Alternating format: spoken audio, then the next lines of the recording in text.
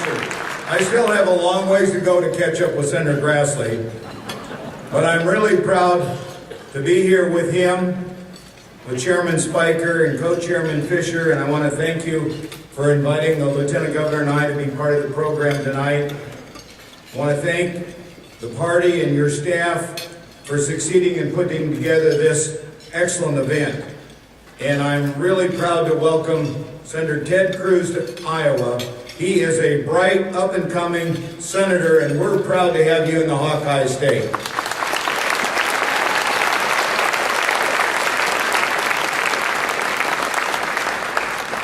We're proud of Senator Grassley, Congressman Latham, and Congressman King, and we thank them for being voices of common sense in Washington, D.C., where there isn't much of it. And it's great to be here with all of you wonderful Iowa Republicans.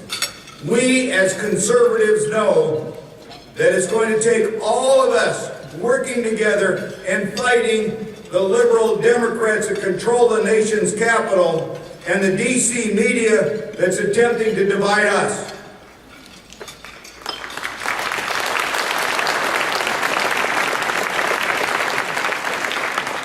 I want to do all I can to help bring all Republicans together. And I want you to know this is the Ronald Reagan dinner. And I was one of the early supporters of Ronald Reagan for president way back in 1976. And we need to get that spirit that Reagan brought to Republicans. And he taught us the 11th Commandment, speak no ill of other Republicans. We need to be united as a party, and we need to get our message across to the people of this great country.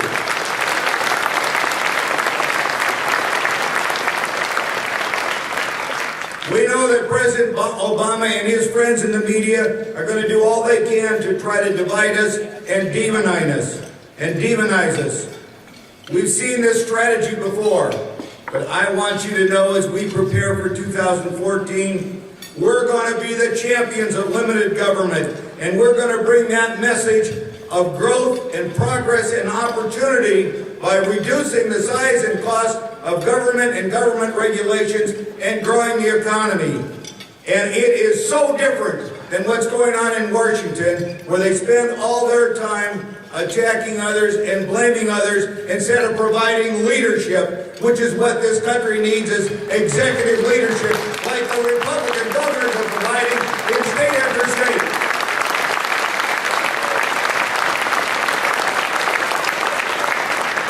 We saw the spectacle of the President of the United States refusing to engage discussions with Republicans and Democrats to solve the huge, massive deficit problems of our nations.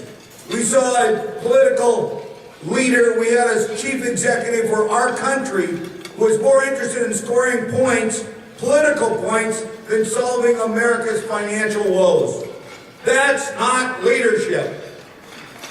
Americans deserve better.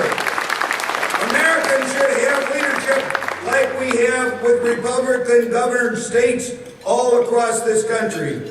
And one of the great ones is the state of Texas, where Senator Cruz is from. His governor, Rick Perry, has led the way. 274,000 new jobs in the last 12 months.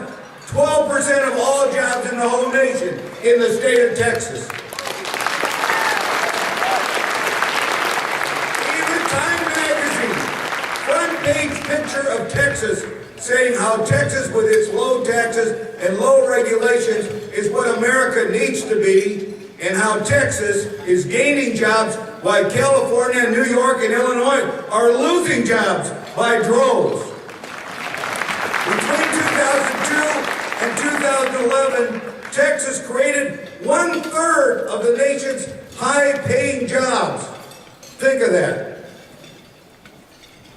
And then look at what's happening in other states, like the state of Wisconsin, where Governor Scott Walker had the courage to take on the unions and do what's right to restore his state's economy and turn a $3.6 billion deficit into a surplus of $500 million in the Badger State.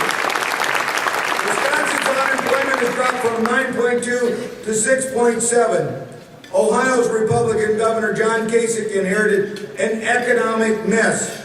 Under the previous Democratic administration, the state's unemployment had reached 10%, the highest it had been in 10 years, 10.6%. Today, Governor Kasich has brought it down to 7.3%.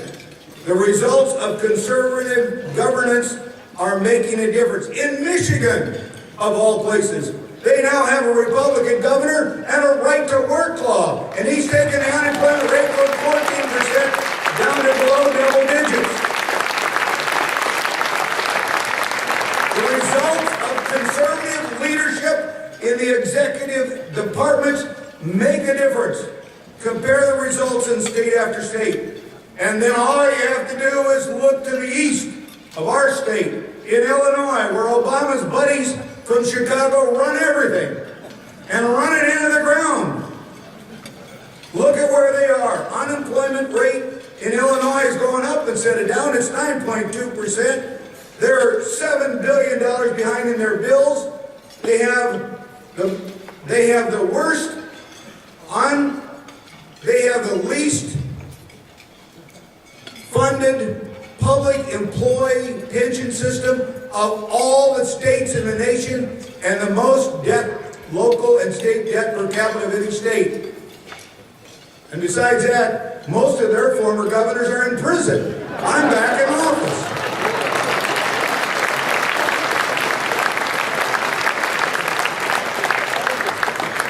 Democrat-run California has a debt per capita of $4,000 and an unemployment rate that's the 5th worst in the nation. In California, when problems present themselves, Republican governors roll up their sleeve and go to work and reduce the size and cost of government and unleash the private sector to invest and create jobs.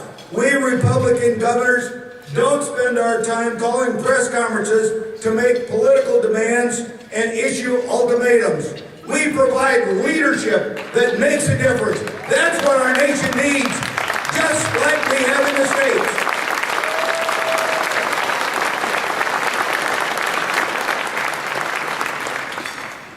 We don't look at ways to sidestep the difficult problems or to kick the can down the road. We take them on head on. We take on the tough issues like reducing property taxes, reforming education, and coming up with an alternative to Obamacare that has people taking ownership of their own health.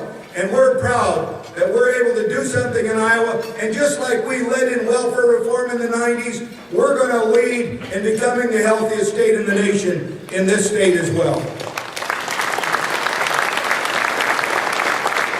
We've got our fiscal house in order, and we've just begun to build the kind of dynamic, growing economy that we've seen can be done in Texas and other states.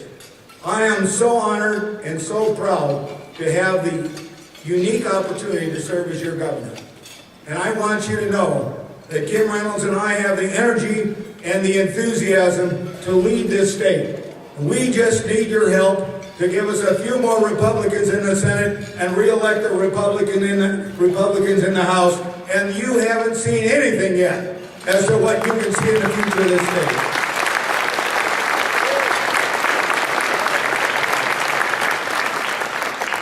Ronald Reagan once said, "We don't have $1 trillion debt because we haven't taxed enough. We have $1 trillion debt because we spend too much." Can you imagine what President Reagan would say today with this country having a $17 trillion debt?